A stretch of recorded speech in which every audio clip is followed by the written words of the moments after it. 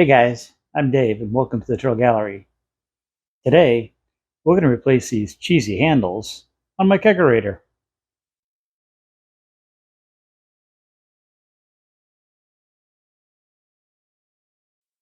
I recently built this Kegerator, and if you'd like to see how easy it was, I'll add a link to that video below.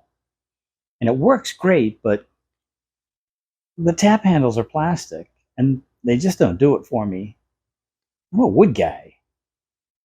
So let's see if we can bang something together in the shop that is a bit more attractive and feels a little better too. I grabbed some stock from the scrap bin and planed them down so that they were all the same thickness, or about 3/4 of an inch. I've got a piece of maple, poplar, and walnut to work with. At the table saw, I ripped the stock to just over 3 inches, reset my fence, and then ripped the other edge to give me a finished width right at 3 inches. At the miter saw, I squared one end of each piece. Then I set a stop to cut the pieces for their final length, or 9 inches. I laid out the center line on the face of each piece and transferred that line to the ends as well. Once again, I tried to use a white lead pencil on the walnut, but I just couldn't see the lines.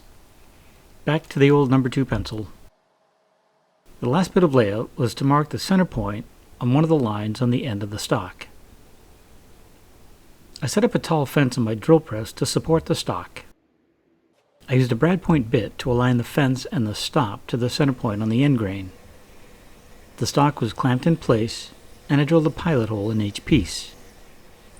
The threaded inserts I'll be using to secure the handles to the taps require a 15mm drill bit, which I didn't own, but I do now. After setting my depth stop for 1.25 inches, I drilled that hole in each of the pieces. Like most threaded inserts, these have a flared end, so I replaced the 15mm bit with a 3/4 inch countersink. A 5/8 would have been safer, but I don't own one. I made sure to set my depth stop so I wouldn't go too deep, since my stock is only 3/4 of an inch wide. There's not a lot of play in these handles. I drove one of the inserts in place to see how everything looks. It just fit, and it sat just below the surface of the material. I pulled the insert out just in case something went wrong during the rest of the machining process. After working through several sketches, I finally came up with a design I liked. And yes, the design was finished before the first cut was made. I transferred that design to a piece of 1/2-inch plywood to use as a pattern. There are several curves in the design, so I used a brad point bit that matched the diameter of those curves to help to define the pattern. Since the design is symmetrical, it was easy to drill these holes at the drill press with my fence at the correct depth. I took the pattern over to the bandsaw and cut just outside my lines. Now you could sand down to your lines, but why make things easy? I used some double stick tape to secure some scrap stock to my pattern and cleaned up the straight lines at the router table.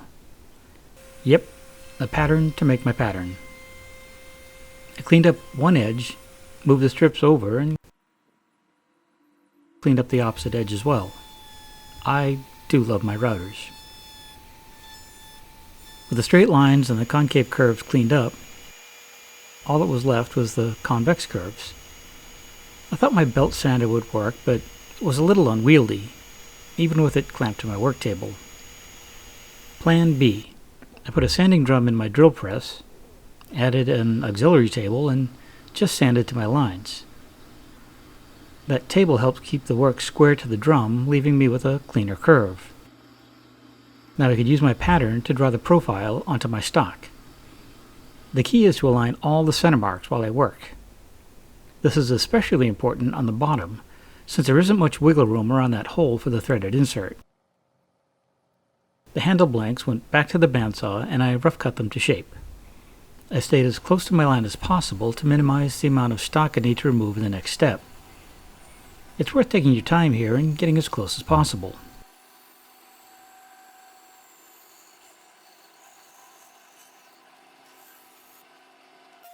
Back at the router table, I installed the pattern bit and used double stick tape to adhere the pattern to the blanks.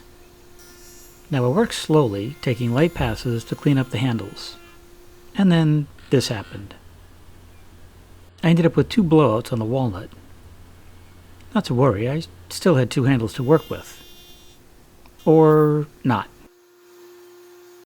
I've heard a lot of people talk about the spiral pattern bits, so this was my clue to upgrade. I replaced my 1/2 inch straight bit with a 1/4 inch solid carbide spiral bit with Astrocoat from Bits and Bits. I went with a down spiral bit, and it's got 2 bearings to support your work. Man, I hope this works as well as everyone says. I replaced all 3 of my blanks. I managed to make them a 1/16 of an inch thicker as well.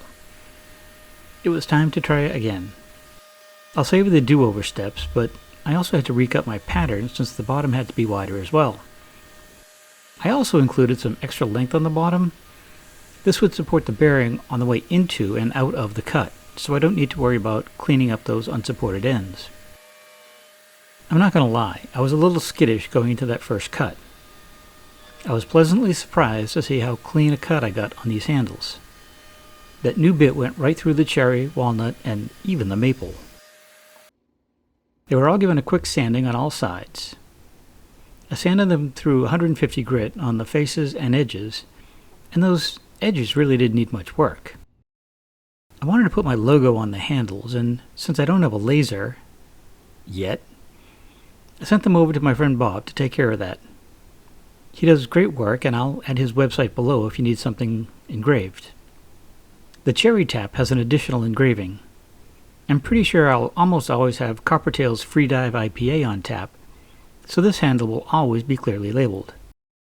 I have a plan for the others, but we'll get to that shortly. With the finish in sight, I was a bit nervous rounding over the edges, especially on those bottom ends.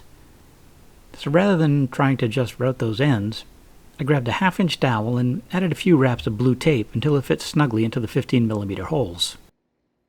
Now we could connect 2 handles together, removing the thread of blowout or catches on the bottom of the handles. I rounded all the handles with an 1/8 inch roundover bit, and there were no issues with the routing.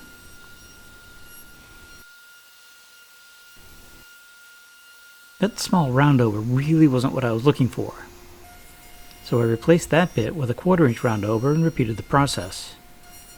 Again, I'm happy to report that there were no issues. After a bit of hand sanding to get rid of any machine marks and burns, it was time to install the threaded inserts. Now I'm not sure if this is necessary, but I added a bit of CA glue in each handle before threading them in place. I was quickly reminded that thin CA glue goes everywhere. Oh well, once the inserts were fully seated, that quickly sanded off. I made sure to fully thread the insert so it sat just below the surface of the handle. I threaded 3 3/8 18 carriage bolts into some scrap wood, and then threaded the handles onto the bolts. I rarely if ever use wiping poly, but I just knew spraying these odd shapes would be tough. I also know that Danish oil wouldn't provide the protection these will need, so wiping poly it is. I used a clean rag and wiped on a coat, making sure that all areas got covered, and wiping off any excess finish. Nitrile gloves are great for keeping your hands clean, and they don't dissolve like the latex ones do. I let the finish dry for at least 4 hours before giving it a light sanding by hand with some 320 grit paper, and then applying the next coat. The manufacturer recommends 3 coats, so I went with that. If they need a touch-up over time, I can easily deal with that. After the finish dried, the cherry and maple looked great. The engraving stood out, at least for now. But looking at the walnut, the engraving kind of gets lost. You can see it up close, but from a few feet away it just blends in. Let's see if we can change that. I grabbed an artist brush and some white paint and filled in the engraving. In theory, this should work fine. I let the paint dry and added a second coat to make the white really pop against the walnut. Once that second coat dried, it was time to see if I screwed up. I started with a single-edged razor and used it to scrape off the majority of the paint on the surface of the handle. Then I switched over to some 320 grit paper on a small sanding block. That did a nice job of cleaning up the face. Well, at least I think it did. I'm hoping that dark dust is just sitting on top of the paint. After sanding the entire piece, I gave it a wipe down with a microfiber cloth and then some mineral spirits. It's not perfect, but it's close. I put on one more coat of poly to seal in the paint. Again, I'm hoping for the best here.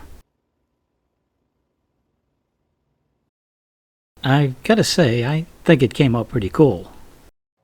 With the finish dry, it's time to add these little placard holders. I'll be able to label each handle for whatever beer I've got on tap. I even put one on the cherry handle, just to make it match the rest. Or in case I should ever decide to put something other than Freedive in there. All that's left to do is replace the plastic handles that came with my Kegerator with my new custom wooden handles.